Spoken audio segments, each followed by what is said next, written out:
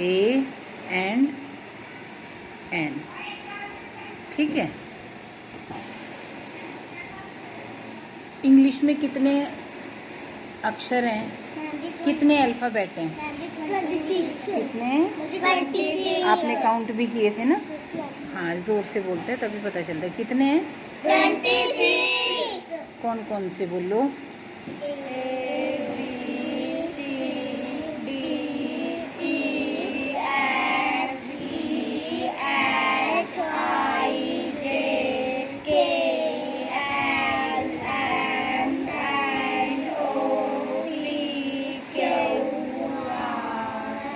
Are कहाँ है?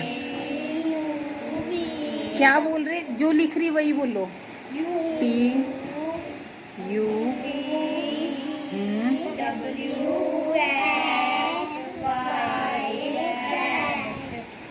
ठीक है।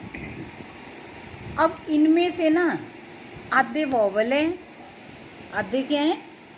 Vowel sound.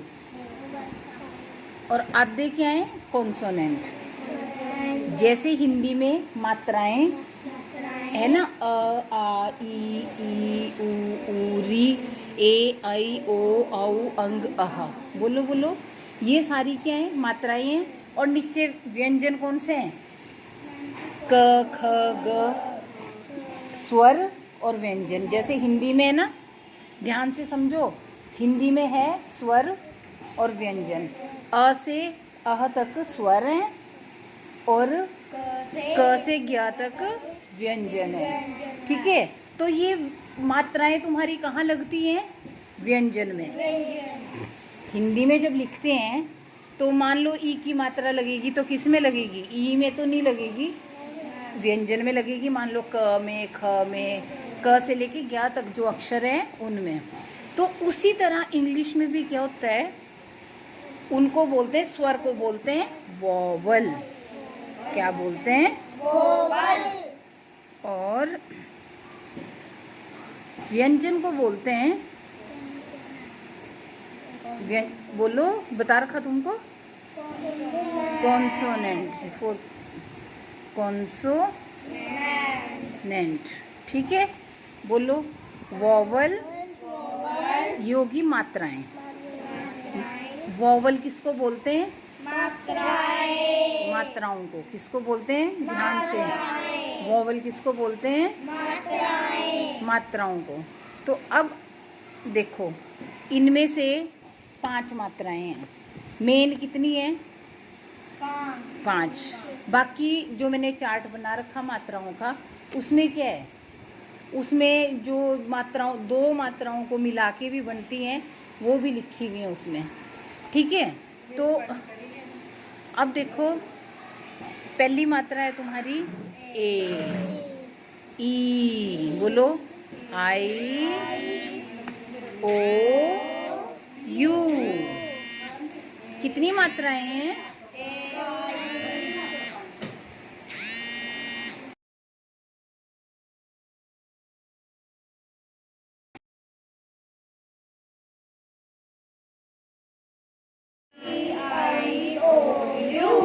दोबारा बोलो।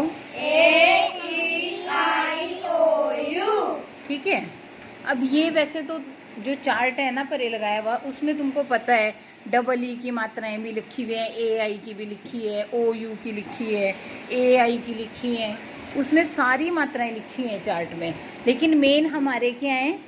Vowel sound. ए की आवाज़, ये ए की आवाज़। किसकी? ये ए की, ये छोटी ई, ये ओ, ये ऊ। ऊ ऊ या अ। ठीक है, समझ गए?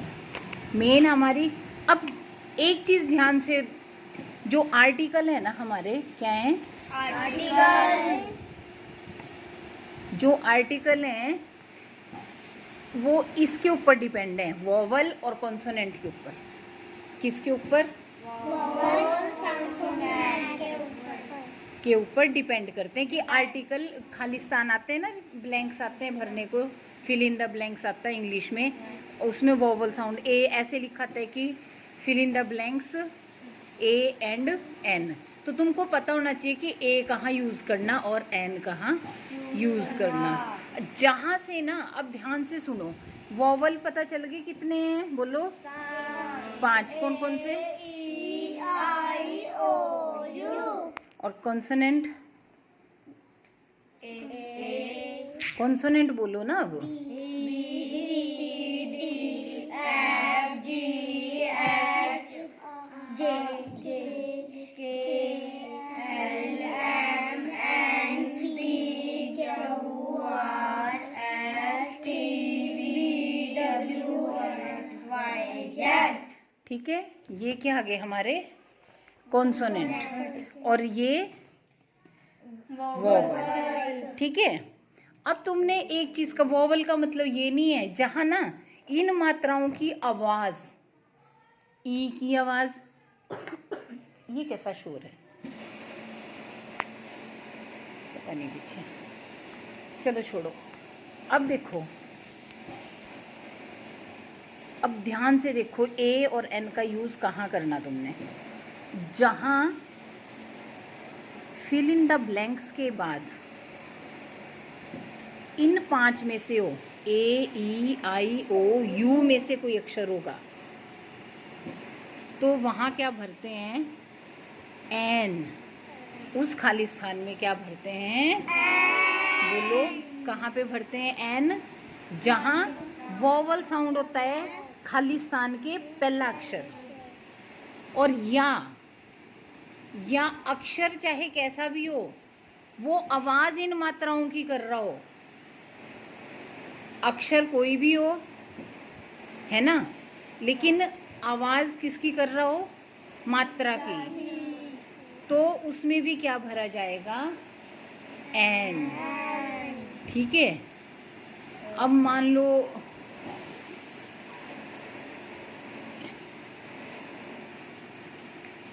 और बाकी जो बचे, पहले ये समझ लो अच्छे से, बाकी जो बचते हैं कॉन्सोनेंट, बाकी एन किस में भरा जाएगा बताओ, अच्छा तुम बताओ पहले, एन किस में भरा जाएगा अगर खाली जगह से पहले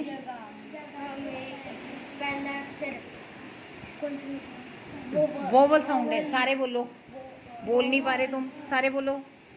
अगर ब्लैंक से बाद, बोलो अगर ब्लैंक के बाद पहला अक्षर वोवल साउंड है तो क्या भरा जाएगा, एन, ए एन, तो उसमें एन भरा जाएगा। ठीक है, अब जैसे चलो अब क्या बचे तुम्हारे पास, कॉन्सोनेंट।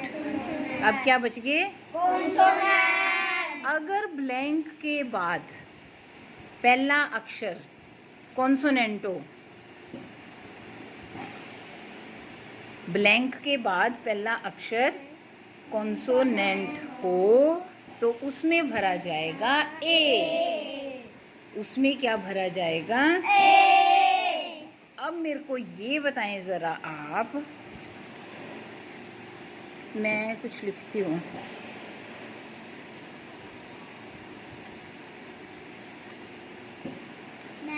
रुको,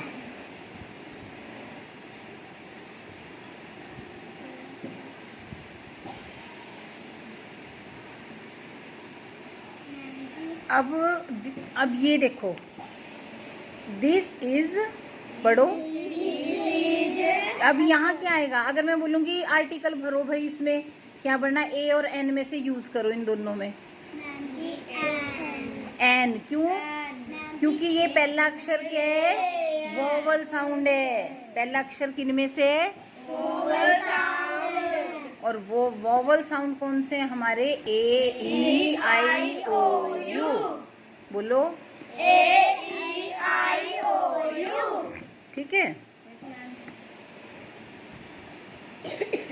और ये, अब ये क्या है, दैट इज डैश कार।